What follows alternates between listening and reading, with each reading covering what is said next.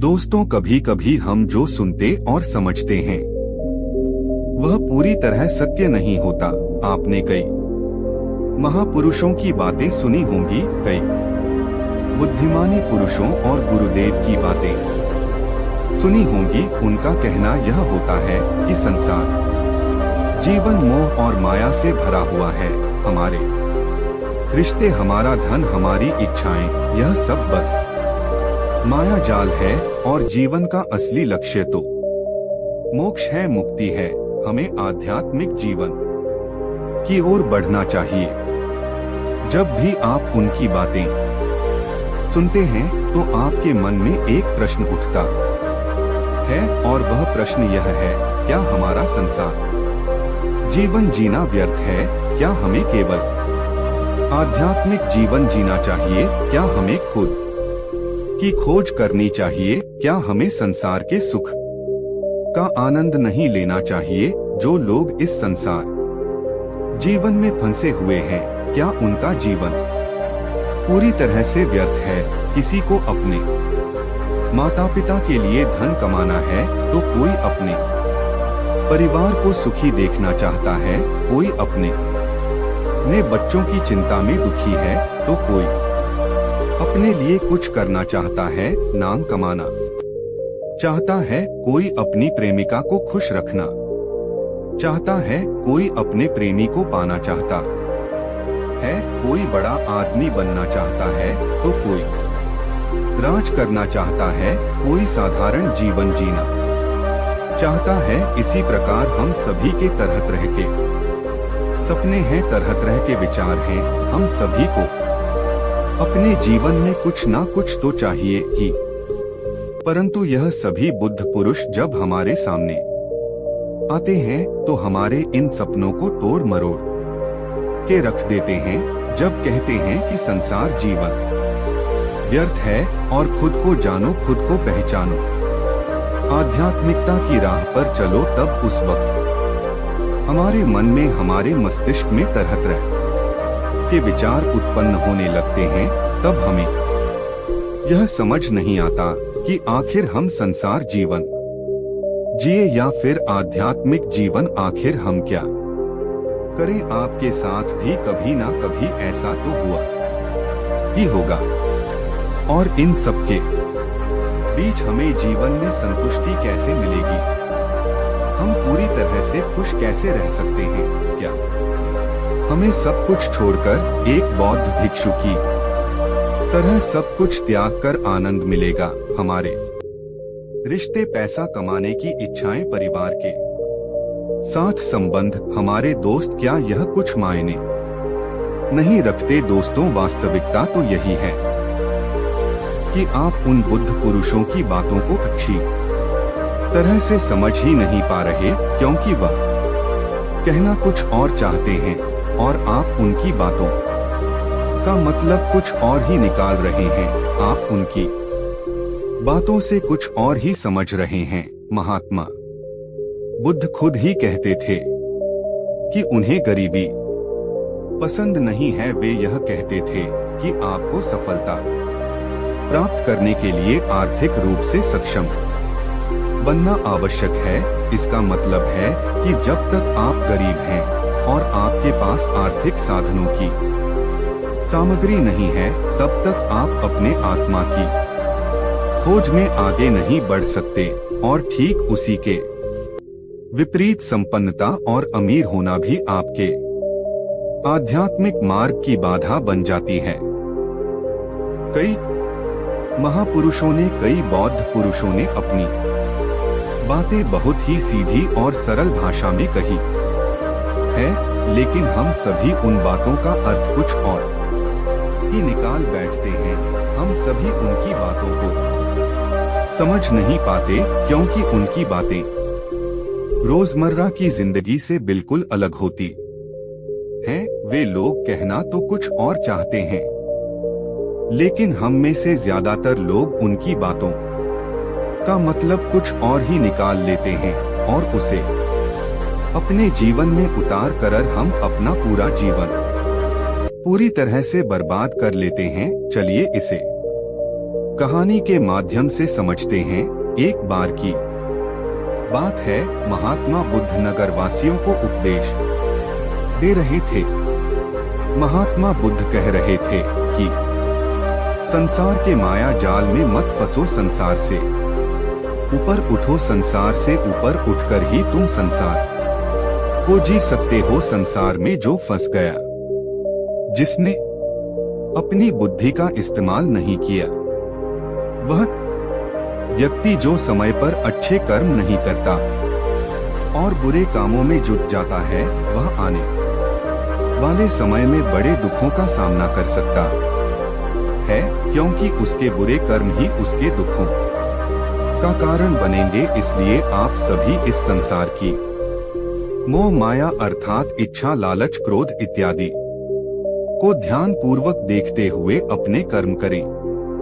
इतना कहकर महात्मा बुद्ध ने अपना उपदेश समाप्त किया और वहां से चले गए। महात्मा बुद्ध जब यह उपदेश दे रहे थे तो वहां पर उस नगर का सबसे धनी व्यक्ति वहीं पर मौजूद था और उस व्यक्ति पर महात्मा बुद्ध की बातों का बहुत गहरा असर पड़ा।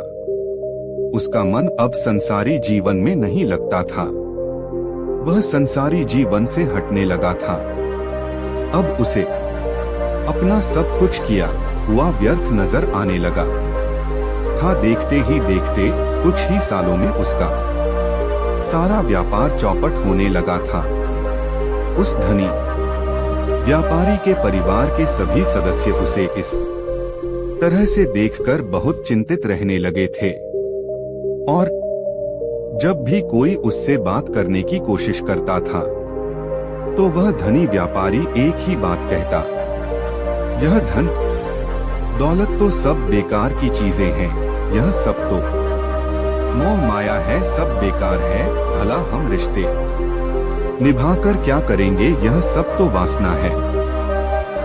जीवन तो केवल एक ही है और वह है मुक्ति। अब तो केवल उसी की आस है, उसी की प्यास है। मैं इतना समझ चुका हूँ कि अब से जो भी होगा वह सब अच्छा होगा। अब से उसने व्यापार पर भी ध्यान देना बिल्कुल बंद कर दिया था और देखते ही देखते वह धनी व्यापारी उस नगर का सबसे गरीब व्यक्ति बन चुका था। वह पूरी तरह से निर्धन हो चुका था, उसका सब कुछ बर्बाद हो चुका था और उसका पूरा परिवार सड़क पर आ गया था। एक दिन जब उसके घर में खाने के लिए कुछ नहीं बचा तो उसने अपने आप से कहा, यह मैंने क्या कर दिया, सब कुछ तो बहुत अच्छा चल रहा था, लेकिन मैंने अपने ने हाथों ही सब कुछ बर्बाद कर दिया। आज मेरे परिवार का हर एक सदस्य भूखा है, उनके पास खाने के लिए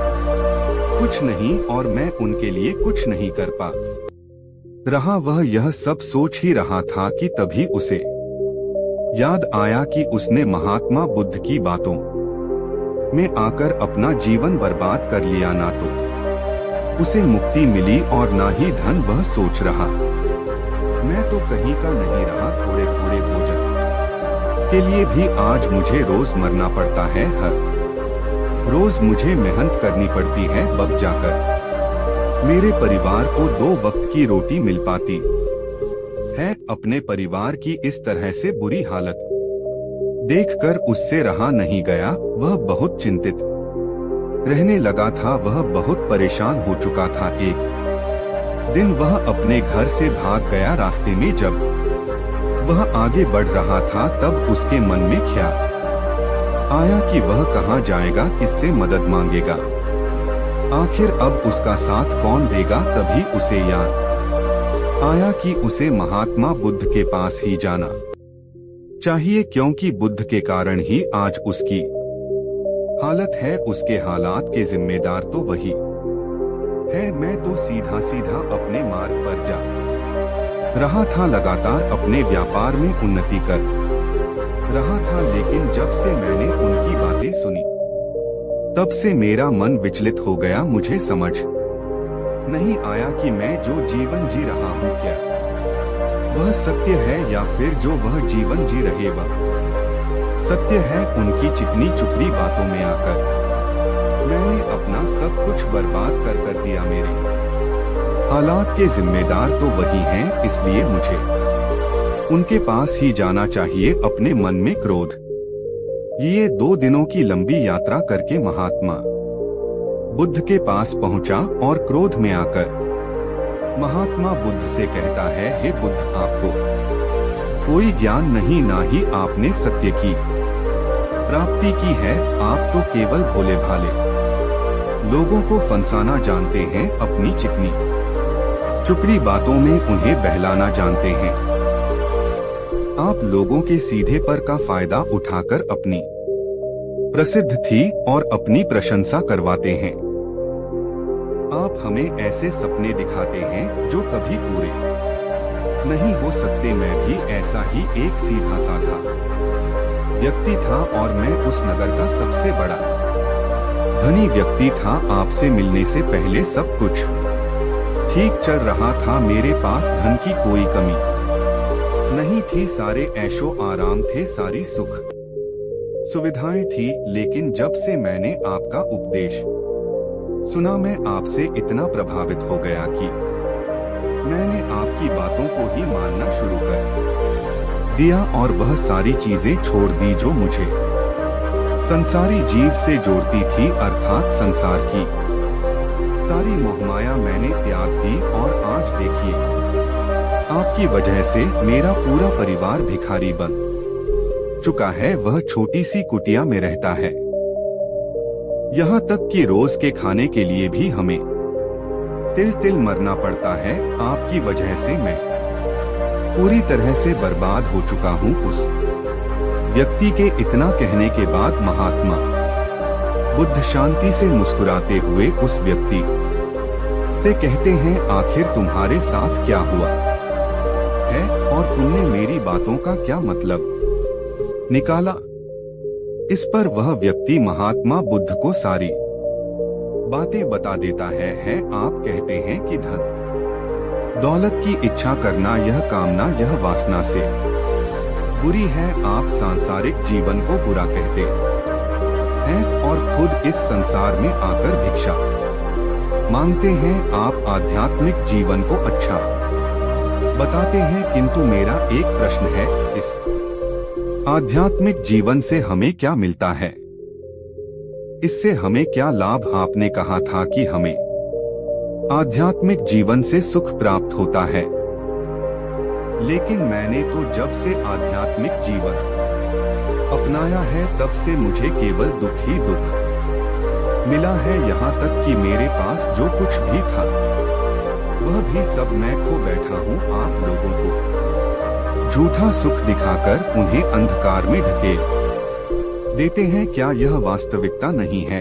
इस पर महात्मा बुद्ध मुस्कुराते हुए उस व्यक्ति से कहते हैं, बेटा, तुम बहुत दूर से आए हो। अभी तुम विश्राम कर रात को आकर मैं तुम्हें तुम्हारे सभी प्रश्नों का जवाब दे दूंगा। पहले तो उस व्यक्ति ने इनकार किया, लेकिन महात्मा बुद्ध के आग्रह पर वह व्यक्ति महात्मा बुद्ध की बात मान गया और आश्रम में जाकर विश्राम करने लगा। रात्रि के बाद महात्मा बुद्ध उस व्यक्ति के पास आए और कहा, बेटा, मैंने एक व्यक्ति की बात सुनी। वह कह रहा था कि एक हाथी हवा में उड़ रहा था और वह अपने पर तेजी से मारता हुआ हवा में चला जा रहा था। उसने तो यह भी देखा कि एक बड़ी मछली अपने पैरों से जमीन पर चल रही थी और एक कुत्ता समुद्र की गहराइयों में सांस ले रहा था। इतना कहकर महात्मा बुद्ध शांत हो गए। वह व्यक्ति महात्मा बुद्ध की सारी बातें सुनकर महात्मा बुद्ध से कहता है, हे तथागत, उसके आगे क्या हुआ? आखिर आप चुप क्यों हो गए? तभी महात्मा बुद्ध उस व्यक्ति को समझाते हुए कहते हैं, बेटा, क्या तुम्हें लगता है कि ऐसा वास्तव में हो सकता है? इस पर व्यक्ति जवाब देते हुए कहता है, बुद्ध, अगर आप कह रहे हैं तो यह अवश्य ही सच होगा, क्योंकि आप इतने बड़े ज्ञानी हैं, आपने सत्य की प्राप्ति की है। तो आपके मुख से निकला हुआ हर एक शब्द तो सत्य ही होगा। तभी महात्मा बुद्ध मुस्कुराते हुए उस व्यक्ति से कहते हैं, बेटा, क्या तुमने कभी पहले ऐसा कभी होते हुए देखा है? क्या तुमने कभी किसी हाथी को देखा है जो पर के साथ हवा में तेजी से उड़ता जा रहा हो? इसके जवाब में वह व्यक्ति कहता है, तथागत, मैंने तो कभी नहीं देखा। तभी महात्मा बुद्ध कहते हैं, तुमने मुझसे प्रश्न क्यों नहीं किया कि आखिर वह हाथी आकाश में कैसे उड़ सकता है? इसके जवाब में व्यक्ति कहता है, हे तथागत, आपके मुख से सुनकर मुझे ऐसा लगा कि मानो वह सत्य हो, और आप कह रहे हैं तो यह सत्य ही होगा, इसलिए मैंने आपसे एक भी बार प्रश्न नहीं किया। तभी महात्मा बुद्ध उस व्यक्ति को समझाते हुए कहते थे, कभी किसी की बातों पर मत जाना, बल्कि खुद विचार करो, स्वयं सोचो कि उस बात में कितनी सच्चाई है जो व्यक्ति कह रहा है। क्या वह सच है? आखिर वह कहना क्या चाहता है? हो सकता है कि वह कुछ और कहना चाहता हो और तुम उसका अर्थ कुछ और ही निकाल रहे हो। कम से कम तुम्हें एक बार प्रश्न करके यह समझना तो चाहिए कि आखिर वह कहना क्या चाहता है। अगर तुम मुझसे पूछते कि आखिर वह हाथी हवा में कैसे उड़ सकता है, तो इसका जवाब मैं तुम्हें अवश्य देता। मैं तुम्हें ऐसा बताता कि एक छोटा सा बच्चा अपने खिलौनों के साथ खेल रहा है, वह हाथी को हवा में उड़ा रहा है और कुत्ते को पानी में डूबा रहा है। और रही बात मछली की, तो वह उसे जमीन पर चला रहा है। क्या ऐसा संभव नहीं हो सकता? इसके जवाब में व्यक्ति कहता है, हाँ, बिल्कुल ऐसा हो सकता है। कि महात्मा बुद्ध उस व्यक्ति को कहते हैं, इसी प्रकार मैं कभी किसी को निर्धन या गरीब होने के लिए नहीं कहता। निर्धनता या गरीबी तुम्हारे विकास में बाधक बन जाती है, जिससे तुम और कुछ नहीं सोच पाते, ना ही कुछ समझ पाते हो। इन भिक्षुओं को देखो, जब इन्हें भोजन की आवश्यकता होती है तो यह भिक्षा मांगने के लिए निकल पड़ते हैं, लेकिन यह भिक्षा कहाँ से आती है? इसके जवाब में व्यक्ति कहता है, हे तथागत, हर कोई रोज मेहनत करता है ताकि उसके परिवार का पालन पोषण हो सके, और जो वह मेहनत करता है उसके बदले में उसे कुछ पैसे मिलते हैं। उन पैसों से भोजन खरीदता है और वही भोजन वह आपको भी सौंप है और वहीं से आती है। तभी महात्मा बुद्ध उस व्यक्ति से एक और प्रश्न करते हैं, बेटा, यह बात तो सत्य है, लेकिन तुम क्या मुझे यह बता सकते हो कि आखिर यह धन कहाँ से आता है? इसका जवाब देते हुए व्यक्ति कहता है, हे तथागत, धन तो सभी लोग अर्जित करते हैं, सभी कमाते हैं। तभी महात्मा बुद्ध इस व्यक्ति को समझाते हुए कहते हैं, ठीक इसी प्रकार दुनिया में यदि हर कोई भिक्षा मांगने लग, मेरा व्यापार सही नहीं चल रहा था, तो मुझे लगा कि सब कुछ छोड़कर सब मिल जाएगा, मुझे कुछ करने की आवश्यकता ही नहीं पड़ेगी और मेरे सारे दुख दर्द हमेशा हमेशा के लिए खत्म हो जाएंगे और मैं आत्मज्ञान भी प्राप्त कर पाऊंगा। तभी महात्मा बुद्ध उस व्यक्ति से कहते हैं, बेटा, भिक्षु हो जाना कोई आसान बात नहीं है। इसके लिए सब कुछ त्यागना पड़ता है। एक एक चीज जिसे तुम बहुत प्रेम करते हो, वह सारी चीजें तुमसे एक एक करके दूर हो जाती हैं। तो क्या तुम भिक्षु बनने के लिए तैयार हो? क्या तुम सब कुछ छोड़कर आध्यात्म के मार्ग में आगे बढ़ना चाहते हो? इसके जवाब में व्यक्ति कहता है, हे तथागत, मुझे मेरी गलती का एहसास हो चुका है। मुझे भिक्षु नहीं बनना, मैं तो व्यापारी कब ही ठीक हूँ। मैं तो अपने संसारी जीवन में कि ठीक हूँ, परंतु अब भी मेरे मन में एक प्रश्न शेष बचा है। अगर आपकी आज्ञा हो तो वह प्रश्न भी मैं आपसे पूछना चाहूँगा। तभी महात्मा बुद्ध उसे आज्ञा दे देते हैं। इस पर व्यक्ति कहता है, हे तथागत, आप ही तो कहते हैं कि धन नहीं कमाना चाहिए, पद प्रतिष्ठा अहंकार हमें दुख की ओर ले जाते हैं, और संसार में यही तो है और क्या है। यदि हमें संसारी जीवन जीना है तो हमें यह सब तो करना ही पड़ेगा। तभी महात्मा बुद्ध मुस्कुराते हुए उस व्यक्ति से कहते हैं, क्या तुम्हें भूख लगी है? इस पर व्यक्ति कहता है, हाँ तथागत, मुझे बहुत भूख लगी है। तभी महाबुद्ध उस व्यक्ति को भोजन करवाते हैं। उसे भरपेट भोजन खिलाने के बाद महात्मा बुद्ध उस व्यक्ति से कहते हैं, लो और खाओ, यह सब तुम्हारे लिए ही है। इसके जवाब में वह व्यक्ति कहता है, तथागत, मैं पहले ही बहुत ज्यादा खा चुका हूँ, अब मुझसे और नहीं खाया जाएगा। मेरे पेट में अब थोड़ी भी जगह नहीं रह गई है।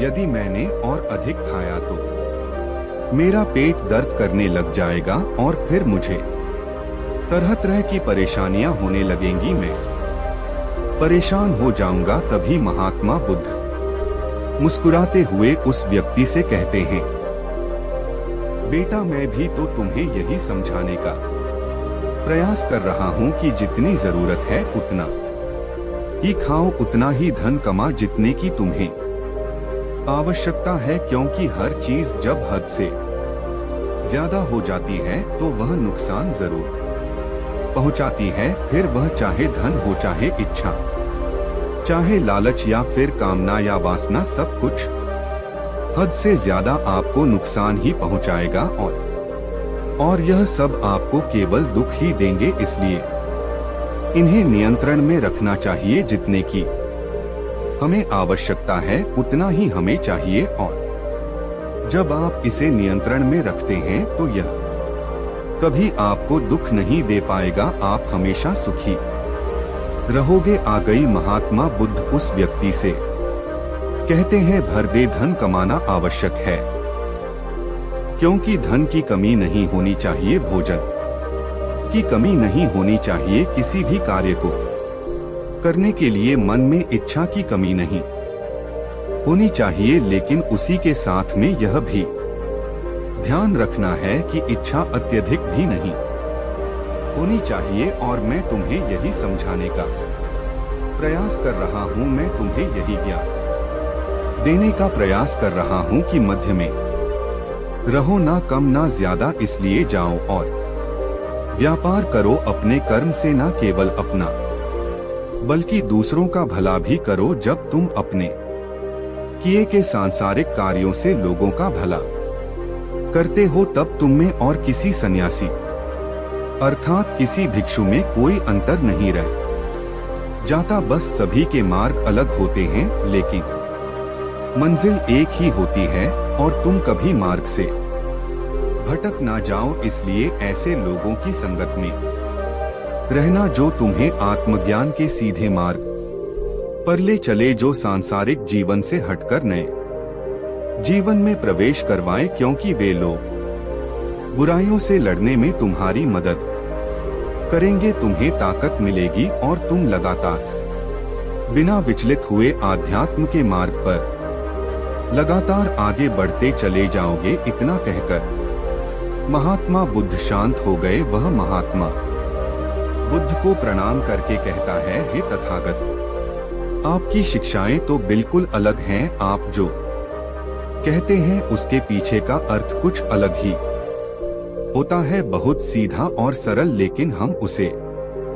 समझ नहीं पाते। आपके पास चमत्कार का आश्वासन नहीं है, पर आपके पास वह मार्ग है जिस मार्ग पर चलकर मैं अवश्य ही अध्यात्म को प्राप्त कर सकता हूँ, जिससे मेरा और लोगों का सभी का भला होगा। हे तथागत, यह मेरी ही गलती थी कि मैंने आपकी बातों का गलत मतलब निकाला और एक व्यापारी होकर भी मैंने अपने कर्म को छोड़ दिया और यह सोचने लगा कि अब अपने आप ही सब कुछ होगा, सब कुछ अच्छा ही होगा। लेकिन यह सत्य है कि अपने आप कुछ नहीं होता। जब हम हाथ पैर चलाएंगे, काम करेंगे, कर्म करेंगे, तभी हमें फल मिलेगा। जब हम हाथ पैर मारना छोड़ देते हैं तो नदी का बहाव हमें अपने साथ बहाकर ले चला जाता है और तब हमारे हाथों में कुछ